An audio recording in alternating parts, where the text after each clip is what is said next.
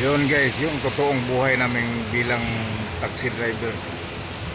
Hanggang sa ganitong oras, nagpila na, pila naman kami. Naghintay na mga pasahero na darating dito sa airport. Alas 10 ng gabi, dito pa rin kami. Kawawa naman mga piloto ng mga taxi. Oh, what?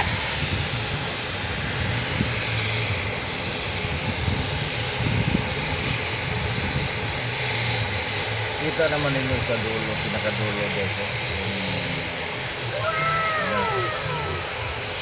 Papayag kami doon. Tapos yung pag-aid. Tapos bababa kami papunta ng arrival. A few moments later. Ito po yun guys, kita nyo na yung pilotong sobrang Abante sa suyat na Abante. habang Sing, abante mo sing. airport, pinantot na. Wow, kawawa naman tayo. Babang Lord.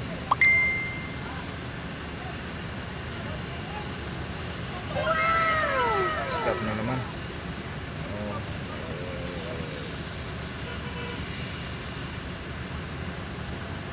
Parang ano guys, parang wala nang naka-abot sa baba. Siguro wala nang bakante doon. Hintay naman kami ng signal ng parking, papunta ng pababa, papunta yung Taksilina sa arrival. Ay nako, buhay taxi driver. 1 minute 37 seconds later. Yun na guys, sa wakas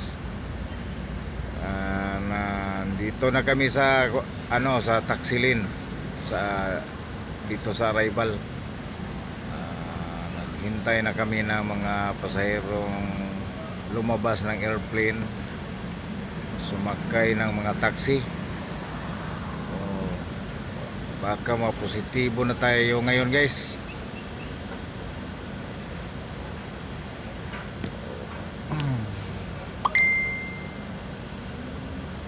Parang marami nang lumalabas na mga pasahero guys. Hindi lang nila makikita sa sobrang layo guys. Hindi kaya sa cellphone ko mag-zoom. Pero yung nasa pinakadulo yung mga passenger na yon na lumalabas papunta na sa aming taxi. Yon. Okay.